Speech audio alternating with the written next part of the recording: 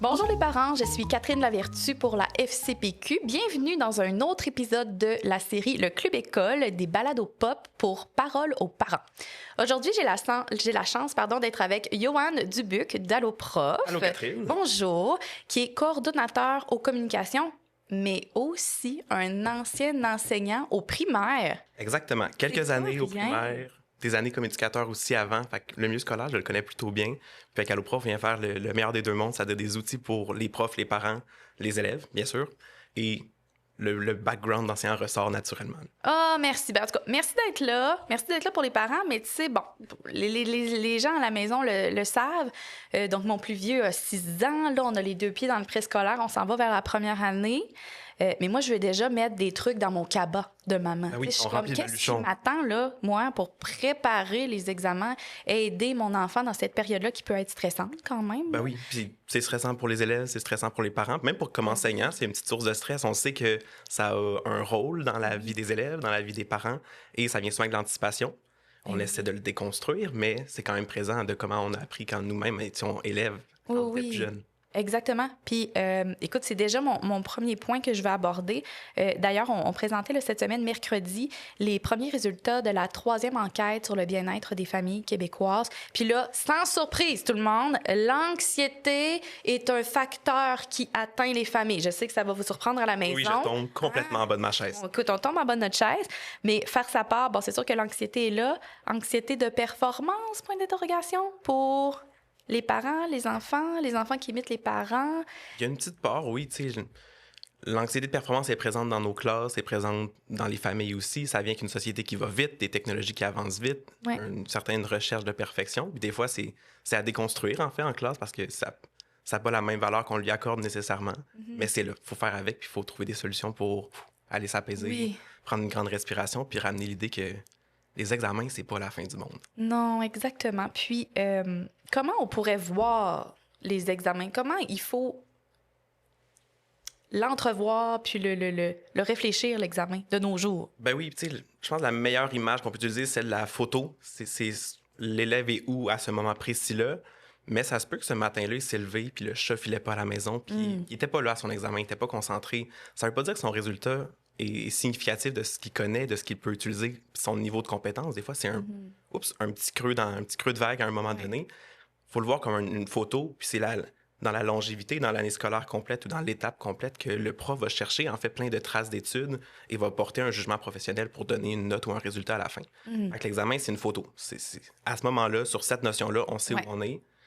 Ce qui va moins bien, travaillons-le. Exact. Améliorons-le, mettons des choses en place pour qu'il puisse s'améliorer, mais c'est pas final. C'est pas une finalité de mauvaise note. Non, puis même quand c'est un examen du ministère, parce que je sais que c'est souvent les examens qui posent le plus de problèmes parce qu'il y a une date précise, il y a des contraintes qui sont claires. Ils viennent avec cette idée-là que c'est final, mais Ouais.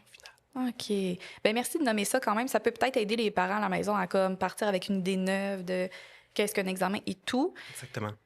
Puis de nommer ça comme ça à nos enfants, ça va peut-être les aider à réduire la pression. Tout à fait.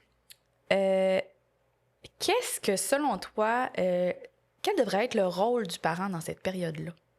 Le parent, c'est un accompagnateur. Il vient soutenir son enfant dans ses apprentissages et c'est lui qui va donner des petits outils, des moments précis pour se pratiquer, pour étudier. Mais ça reste que l'enfant, c'est lui qui est le capitaine de son bateau d'études. J'ai eu comme prof... par le passé, des expériences moins positives de parents qui font la place de leur enfant. C'est vrai? Oui. Dis-moi tout. Puis, je ne vais pas tout dire. OK, non, excuse-moi. Mais ça reste que, ce que je veux dire avec ça, c'est que l'enfant que le parent a beaucoup aidé dans une tâche évaluée, mais l'enfant, il n'a pas plus appris parce que le parent l'a fait. Le parent, il est plein de bonne volonté, je suis certain, puis la volonté, le souhait, c'était d'aller justement aider son enfant à s'améliorer. En faisant à sa place, l'enfant n'apprend pas à utiliser des stratégies, à mettre en place ou à utiliser des notions qu'il a vues en classe. Il fait juste reproduire ou copier, ce qui n'est pas toujours optimal dans l'apprentissage, parce que le par cœur, c'est plus la meilleure façon d'apprendre. On n'est plus dans le bourrage de crâne, Yohan. On n'est plus là. De moins en moins, avec comme je le disais, avec la technologie qui avance vite, l'élève a toujours accès à des outils pour aller chercher ses réponses de par cœur. Fait qu'il va y avoir accès. C'est beaucoup plus gagnant de travailler des stratégies qui, elles, vont être réutilisables dans différents contextes que de savoir exactement le pH basique, ce que ça veut dire quand on parle du lait, par exemple.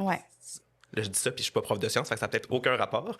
Tu vois. Mais ce que je veux dire, c'est que on est plus dans comprendre des stratégies, utiliser des façons de faire qui sont utiles dans plein de contextes, davantage que d'avoir plein de connaissances précises, Ouais. par cœur, qu'on peut utiliser, recracher une fois sur une feuille. Puis la mémoire, on le sait, si on apprend une fois, Ouais. on ne le réutilise pas ensuite, mais la mémoire perd ce qu'elle a en tête. Versus quand on réactive une notion souvent, puis on y arrivera quand on parlera de comment étudier tout ça. Oui. Quand on réactive souvent, ben, on garde ça vraiment à flot au niveau de la mémoire, puis on s'assure que ça reste présent dans la tête de l'enfant. Fait que c'est là que je veux dire, quand on met une stratégie en place, on la réutilise à plusieurs moments.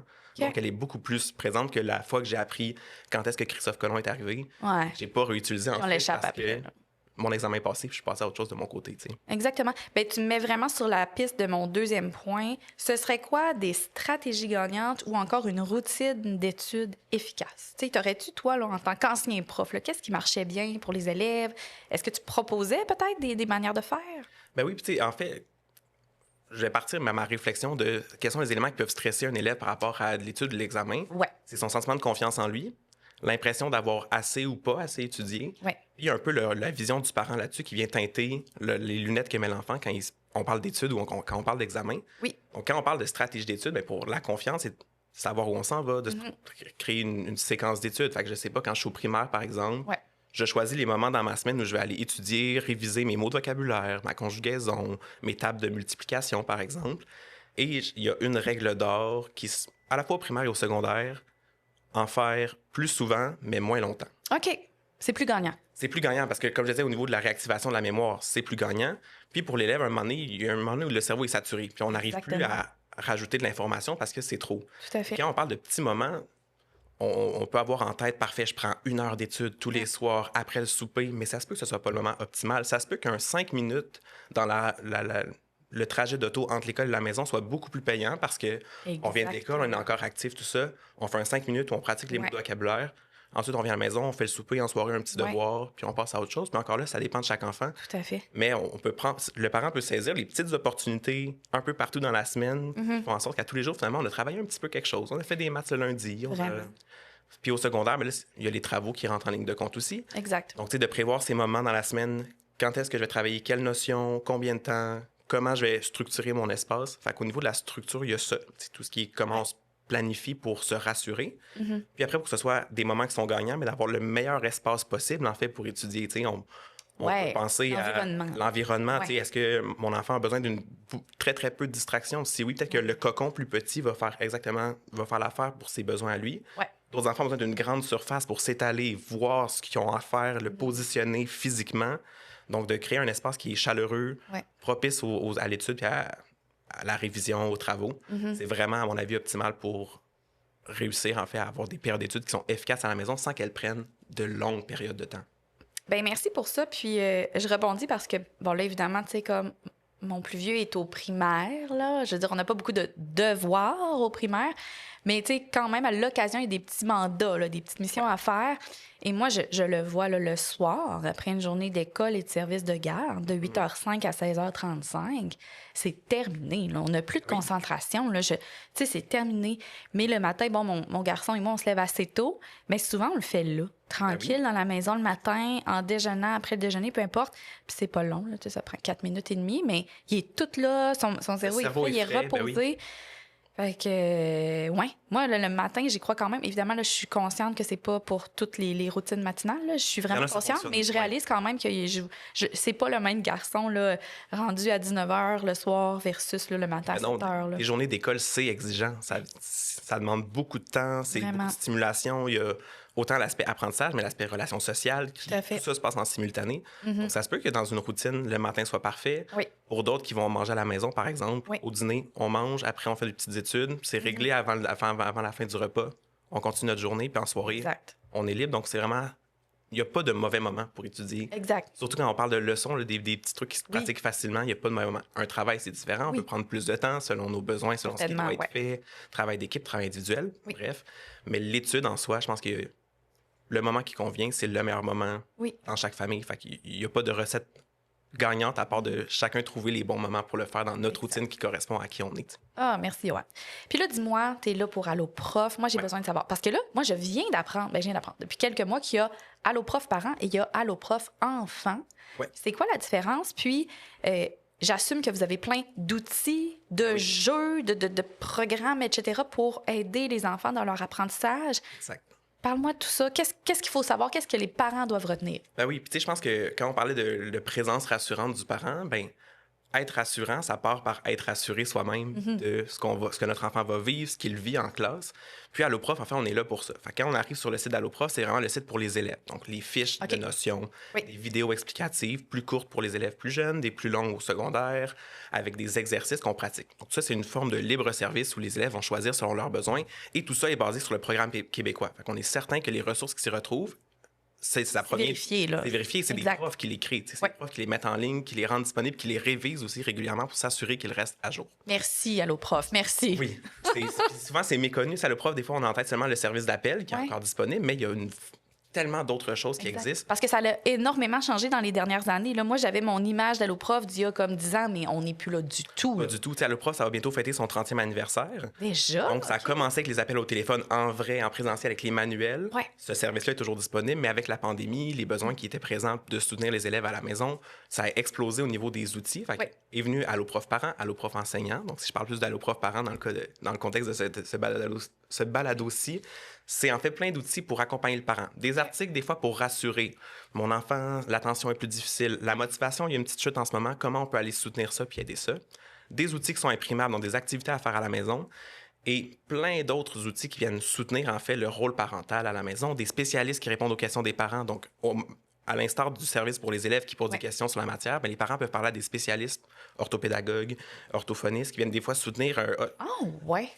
Donc, le même principe. Donc, en soirée, il y a des spécialistes qui répondent au téléphone pour vraiment venir donner un coup de main aux parents dans une approche adulte à adulte, où on va vraiment aller, OK, mais mon enfant, là, je sais pas, le comprendre ses lettres, c'est pas évident. Les sons, ça fonctionne pas. Il y a quelqu'un qui va vraiment donner des outils précis à ce moment-là pour venir soutenir ou en tout cas donner des indices pour travailler ça. Puis dis-moi, est-ce qu'il faut un rendez-vous d'avance? Comment ça fonctionne? C'est un clavardage? En fait, il y a différents formats. Ça peut être par Messenger, clavardage. En fait, sur le site, quand vous allez dans la section parents, il y a une section poser une question. Vous allez avoir les différents formats. Donc, il y a une petite période d'attente, mais c'est habituellement très court. Le but, c'est de répondre rapidement aux questions des gens. Donc, ça, c'est disponible en haut. Et c'est gratuit? Tout est gratuit. Tous les outils sont gratuits. Puis là, on n'a même pas encore parlé des jeux qui sont... Non, c'est ça. Qui sont probablement ce qui fait le plus fureur chez Alloprof. Bon, moi, je connais celui... C'est-tu un lapin? On vraiment a fait lapin. basic. Lapin avec des additions. Là, avec Léon, on le fait de temps en temps. Puis il n'y a pas l'impression d'apprendre, tu comprends? Exactement. Puis c'est ce qu'on entend souvent de la part des profs et des parents. Bien, mon enfant, il n'a pas envie qu'on se pratique 2x2, 4x6. Non. Mais quand il fait fin lapin, il s'en rend même pas compte. Exact. Il fait ses calculs. Il réussit à évoluer. Fin lapin maintenant en mode multijoueur, fait qu'il peut jouer avec d'autres personnes. Non. Mais on a plein d'autres jeux. On a Voca, Magimo pour le vocabulaire. On a Verbivore pour la conjugaison. Il y a des jeux au secondaire pour le balancement des équations chimiques. Bref, il y a plein de jeux. Puis il y en a d'autres qui s'en viennent sous peu pour des plus jeunes. Donc, pour ton garçon. Oui, exact. Pour ton garçon. Tiens, un jeu de conscience phonologique qui est en développement en ce moment, donc pour apprendre genre, les sons, les lettres, association des sons. Donc ça va sortir dans les prochains mois, au courant de la prochaine année. Donc ça s'en vient avec ça. Puis notre grande nouveauté qui arrive, qui n'est pas un jeu, qui est c'est un nouvel outil, en fait, d'apprentissage, qui sont les parcours Allo Français, qui sont arrivés, en fait, au moment où le balado va sortir. Les parcours, en fait, c'est des séquences d'activités, de missions et de défis qui permettent aux élèves d'apprendre des stratégies en écriture. Donc, ce qui est sorti pour l'instant, c'est 3e année à 6e année du primaire. Mais ça va tendre à se développer vers le secondaire et vers plus jeune au primaire aussi. Puis, on utilise l'enseignement explicite, qui est une approche d'apprentissage où on va aller vraiment séparer étape par étape l'apprentissage d'une notion. Fait que pour chaque étape, on monte une petite vidéo, l'élève la pratique. Même chose pour la suivante, l'autre d'ensuite. Puis à la fin, dans un défi, on va aller tester dans une situation d'écriture, donc très proche de ce qu'il va vivre en classe. Est-ce qu'il a bien compris? Est-ce qu'il sait comment la maîtriser? Puis tout ça se fait à peu près en 20 minutes un parcours, de façon autonome. Donc ça peut être en classe, ça peut être à la maison. Puis l'élève, par exemple, il fait un 5 minutes, changement de routine, faut aller voir grand-papa, je sais pas. On prend une pause, on revient plus tard, on reprend au même endroit où on était rendu, puis on continue le parcours. Puis on va toucher vraiment les notions les plus utiles en écriture. Fait qu'on parle de conjugaison, d'accords, syntaxe, ponctuation.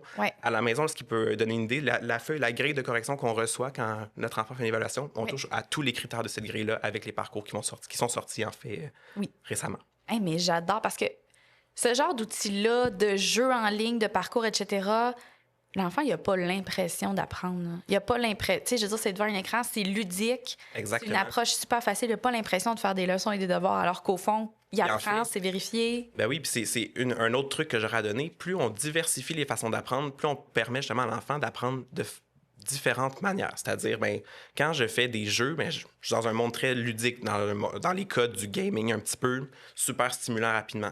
Quand je fais des activités avec papa-maman à la maison, un mandala d'opération, mais je travaille d'autres aspects, mais je suis quand même en train de faire des mathématiques là, sur la feuille que je fais, mais j'ai pas nécessairement l'impression. Exact. Puis après ça, au secondaire, je pense qu'un des meilleurs trucs, c'est d'expliquer la notion comme si tu devenais l'enseignant, de devenir le mini-prof, le petit pro d'une notion. C'est comme ça que l'élève le met dans ses mots. Oui. Puis après ça fait beaucoup plus, ça a beaucoup plus de sens pour lui que de juste le lire, le réciter, le lire. Parce que là, je l'explique, mais ça me demande de reformuler, de repenser à des synonymes, de trouver des façons différentes de l'expliquer. Fait que devant ma feuille d'examen, s'il n'est pas écrit exactement comme dans mon manuel, je suis pas complètement perdu. Non, quand même, tu l'as acquis. Là, on parle de telle notion, je sais...